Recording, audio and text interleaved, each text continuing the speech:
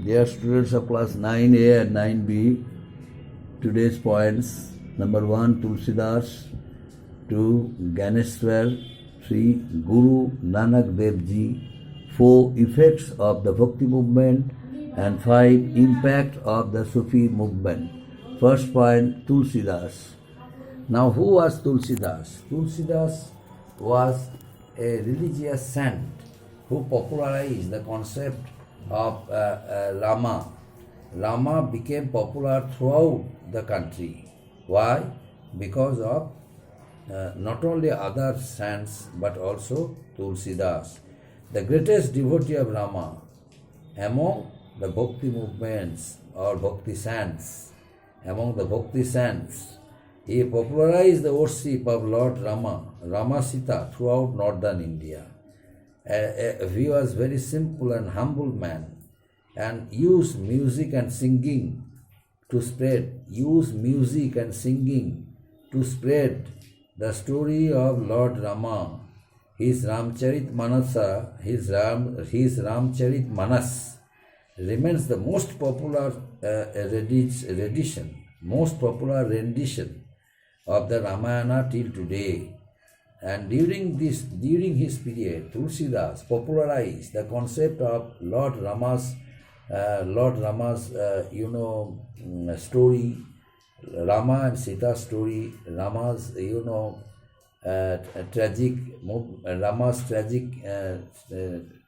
tragic feelings during the time when Sita was not with him.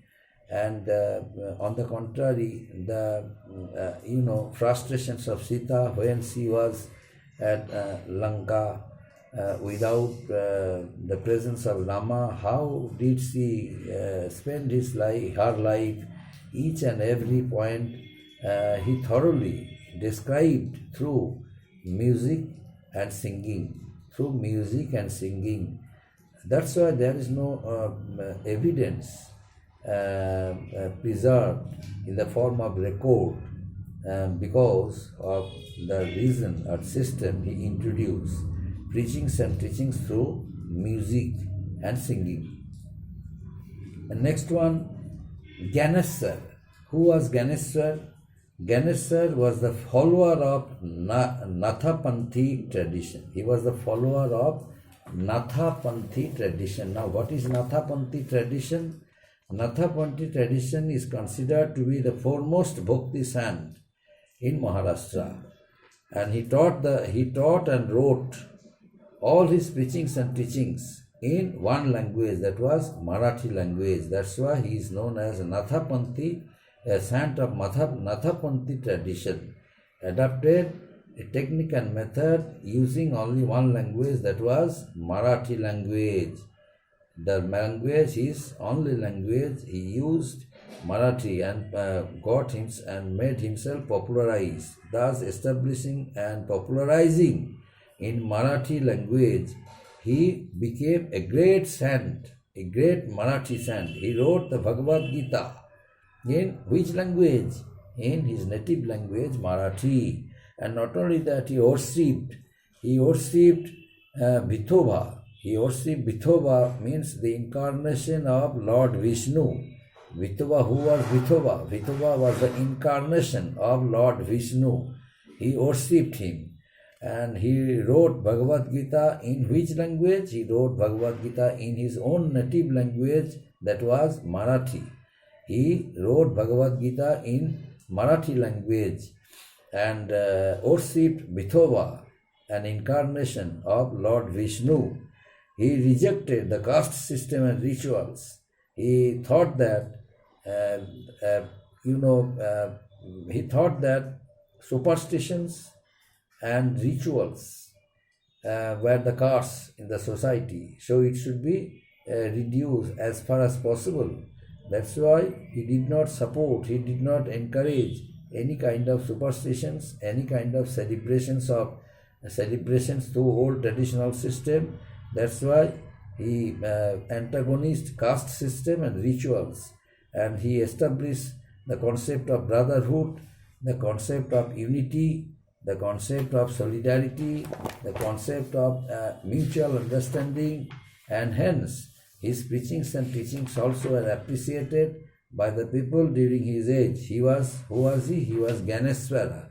He was from Maharashtra, Ganesha. And next one, Guru Nanak Dev Ji. Who was Guru Nanak Dev Ji? Guru Nanak Dev Ji also was a famous, saint of the Sikh community. He was the first divine teacher of the Sikhs. He was born at Talkandi. He was born at Talawandi, now called Nanakana Sahib. It is now at present in Pakistan. He was born in the year 1469 CE. He condemned idol worship. He condemned idol worship, caste distinction, and meaningless rituals. He spread the message of only one God, and ultimately his religious tolerance, his policy of religious tolerance gave him permanent place in the history of India as a great, religious saint and social reformer. That one, the concept of universal brotherhood, for the first time he established throughout the country and introduced the practice of langar, means common kitchens for the religious persons. During religious festivals, many of them, they brought their food from their houses, from their own places, from the kitchens of their own houses. That's why during religious festivals, he made an arrangement of cooking food in common kitchen, means langar. During any religious festival, there were langars, common kitchens for the people who would come to prepare food for their duties, gods. Only one God. He insisted on worshipping only one God, and he condemned idol worship. He condemned, meaningless rituals, and he also established the concept of universal brotherhood for the cause of unity, for the cause of understanding, for the cause of lasting friendship. And at the same time, he also criticized caste distinction and miniature and meaningless rituals. That's why his preachings and teachings also were accepted by the people, and he became a great religious saint during his age. And his chosen successor, Guru Angad, had recorded the sayings of Guru Nanak in a specially devised script, and this is called Guru Mukhi, meaning from the Guru's mouth. So whatever preachings and teachings he had done done orally, his most important follower recorded it. He had recorded the sayings of Guru Nanak, and this combined effort and all the sayings of Guru Nanak are recorded collectively, and this is known as Guru Mukhi, means from the Guru's mouth. There were many more sayings, there are many more saints of the Bhakti movement who dedicated their lives, who dedicated their, works for the welfare of the people, many of whom had a small following only within their own villages, and many others who were wandering preachers. Unfortunately, these saints preached through music, and vast majority of their followers were poor and illiterates. That's why they could not make any arrangement of preserving the system of his preachings and teachings, and as a result, we don't have a systematic record of their wounds, of their words of wisdom. So what exactly had they taught, we did not have any knowledge of it, but some of it were collected by Angad in the form of collection of stories, collection of preachings and teachings of teachings of Guru Nanak Dev Ji, and this is collectively this book of collection of preachings and teachings is known as Guru Mukhi. It was done by his great follower Angad, but other followers, other listeners who were they are taught by Guru Nanak Ji, Guru Nanak Dev Ji. They were basically illiterates and poor. That's why they could not make any arrangement of preserving his teachings and sayings in a recorded form. That's why we don't have any knowledge of his wisdom. And now the effects of the Bhakti movement. What are the effects of the Bhakti movement? The movement taught the people.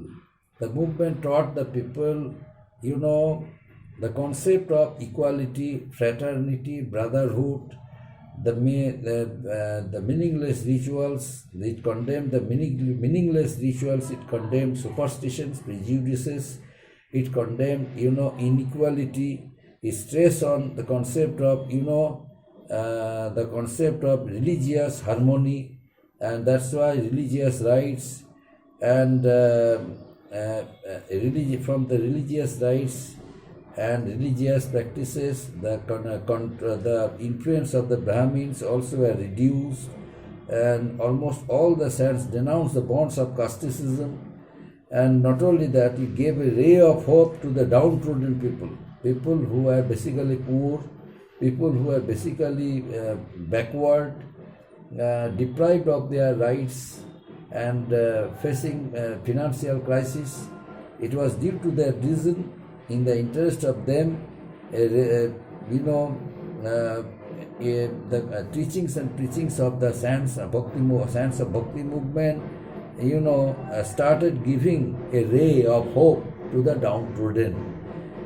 And another thing is that what was the impact? What was about the impact of the Sufi movements? Impact of the Sufi movement.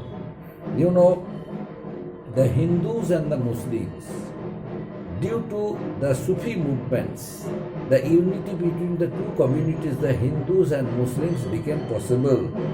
The Hindus and Muslims started coming closer to each other, which resulted in social,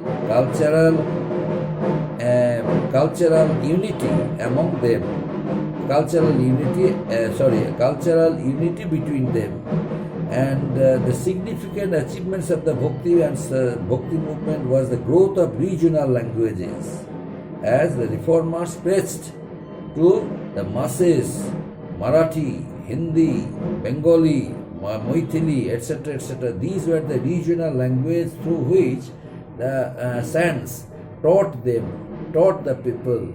As a result, regional languages became very much popular throughout the country, and people were able to hear their preachings and teachings through their regional languages. For example, Chaitanya Mahaprabhu started teaching in Bengali. Bengali was his mother tongue, so the people of Bengal, they received knowledge from Chaitanya Mahaprabhu in Bengali, and people of Maharashtra, they received knowledge from Ganesha in Marathi language. So Marathi people were benefited with the preachings and teachings of Ganesha.